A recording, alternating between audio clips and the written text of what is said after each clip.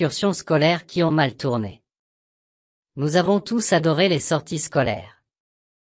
Peu importe où l'on allait, c'était toujours mieux que d'être coincé à l'école. Mais ces élèves auraient préféré être en classe parce que leur voyage scolaire a mal tourné et, dans certains cas, a changé leur vie pour toujours. Avant de commencer, n'oubliez pas de cliquer sur le bouton d'abonnement et sur l'icône de la cloche. En 10e position, nous avons Mountain. Les voyages scolaires peuvent être très amusants, mais il est toujours utile que votre professeur ne soit pas totalement dépourvu de cervelle.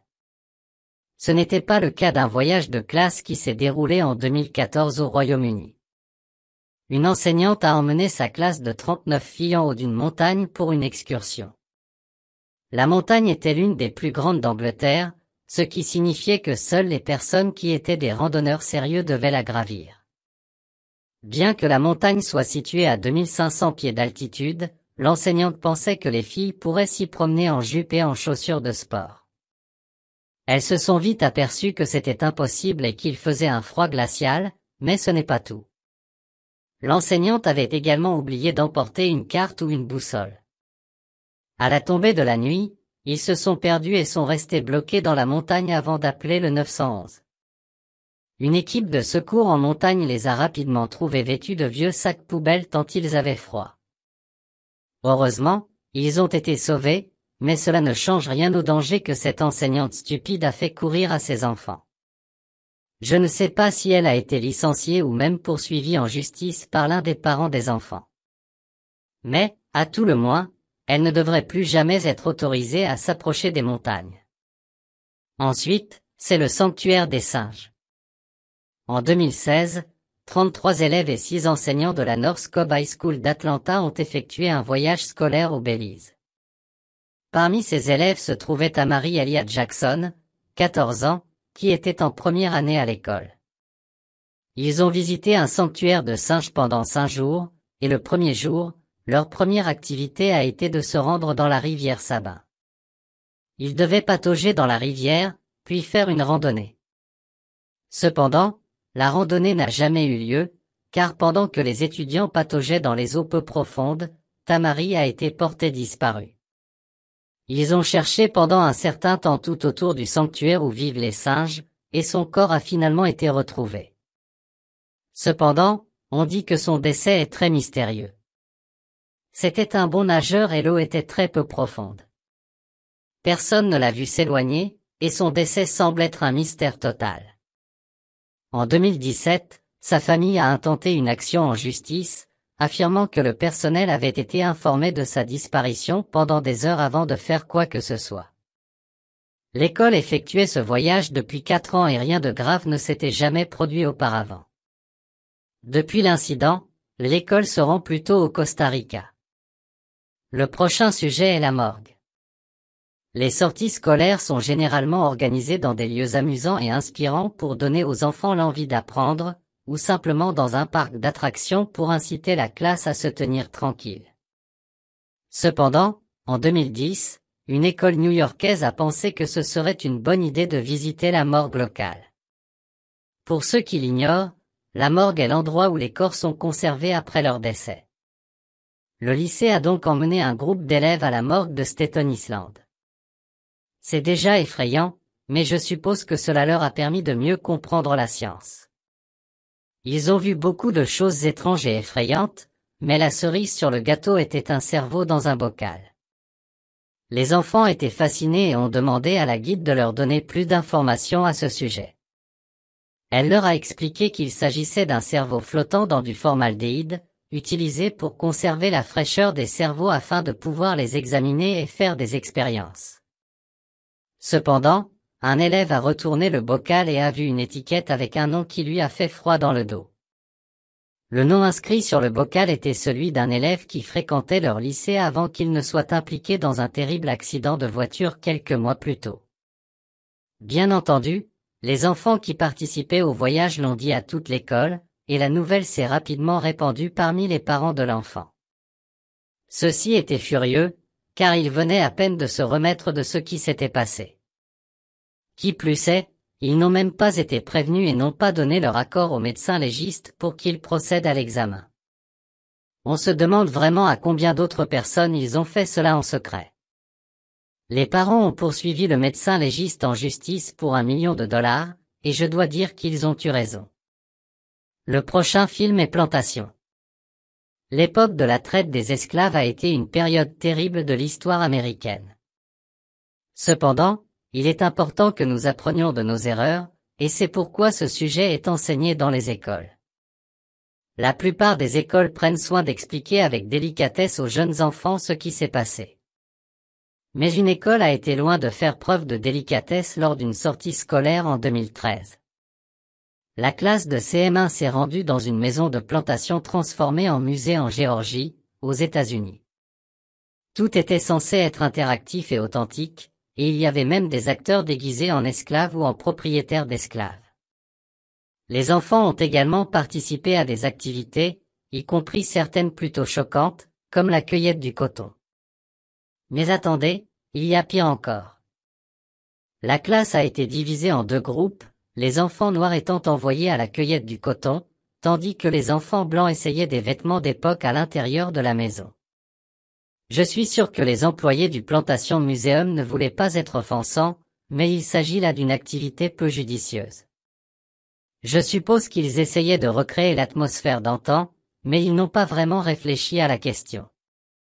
Il suffit de dire que les parents et certains enfants n'étaient pas contents, et que l'école et la plantation se sont rapidement excusés.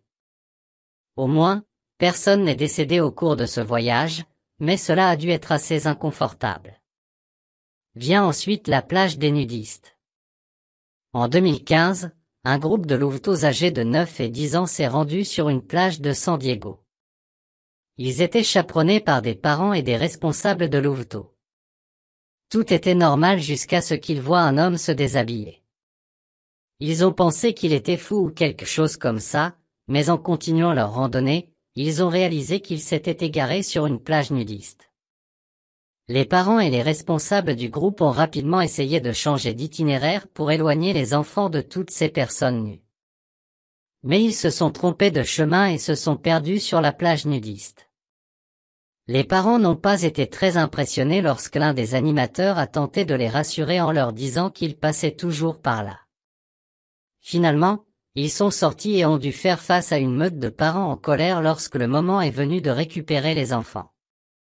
Cela prouve que même quelque chose de simple comme une promenade sur la plage peut se transformer en la pire excursion jamais organisée. Ou peut-être que les meilleurs de ces scouts avaient juste quelques années de plus. Après l'incident, ils ont même dû organiser une réunion avec les chefs de groupe, les parents et les autorités locales afin d'évaluer la situation. Les Boy Scouts of America ont déclaré que le protocole avait été respecté lors de l'incident. Mais les parents ne sont pas d'accord. L'un d'entre eux a même déclaré avoir eu la nausée en voyant toutes les personnes nues sur la plage. D'accord, c'est une réaction un peu excessive et un peu offensante pour les gens qui se trouvaient sur la plage. C'est vrai que c'est un peu exagéré. Ensuite, c'est le parc aquatique. Certaines de ces excursions semblent un peu ennuyeuses et éducatives, comme la visite d'une ancienne plantation ou d'une morgue. Par contre, aller dans un parc aquatique pendant la période scolaire semble amusant et c'est peut-être le rêve de tout enfant. Cependant, en 2015, une classe d'enfants britanniques s'est rendue à Barcelone, en Espagne, et a visité un parc aquatique. Les enseignants leur ont demandé d'utiliser de la crème solaire car les températures avoisinaient les 40 degrés. Ils leur ont proposé de la crème indice 50, mais les enfants, étant des enfants, n'en ont pas voulu. C'est ainsi que 4 enfants ont attrapé des coups de soleil si graves qu'ils ont dû aller à l'hôpital. Connor Pritchard, 15 ans, a dû passer plusieurs semaines à l'hôpital depuis le voyage. Cependant, croyez-le ou non, les parents étaient en colère contre les enseignants à ce sujet. Ces derniers ont déclaré avoir dit aux enfants d'appliquer de la crème solaire, mais ne pas avoir pu le faire eux-mêmes. Si votre enfant se brûle dans un parc aquatique, ce n'est pas la faute de l'enseignant, surtout si ces enfants étaient assez âgés pour faire leur propre choix. Mais maintenant, l'école dit qu'elle pourrait interdire tous les futurs voyages scolaires si les enfants ne peuvent pas suivre les règles. Le prochain exemple est celui de Beach. Un jour de 2015, une école du Texas a organisé une sortie scolaire à la plage. Cela semble assez agréable, mais comme les enfants le font parfois sur les plages, l'un d'entre eux a disparu. Il s'agissait d'une jeune fille de 12 ans, Samira Carlo. Alors qu'elle se trouvait à la plage avec 19 camarades de classe et 2 enseignants, elle a disparu alors qu'elle nageait. Elle se trouvait assez loin au large, sur un banc de sable, en compagnie de son professeur et de plusieurs autres élèves de sexe féminin. Certains des autres enfants ont commencé à avoir peur des vagues et du fait qu'ils se trouvaient assez loin dans la mer, de sorte qu'un enseignant les a ramenés sur le rivage. L'un des enseignants les a donc ramenés sur le rivage. Mais une fois sur le rivage, ils se sont retournés et n'ont pas vu Samira. Les équipes de secours, la police et les gardes-côtes ont cherché pendant 4 heures avant de retrouver le corps de Samira. Sa mère a été aperçue sur la plage, dévastée comme tout le monde. Le lendemain, les élèves ont porté du bleu en classe, la couleur préférée de Samira, et beaucoup d'entre eux ont également porté les 2 couleurs en souvenir d'elle.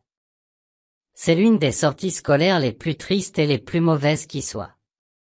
De plus, les enseignants auraient dû se tenir au courant des activités de leurs élèves s'ils voulaient les emmener aussi loin.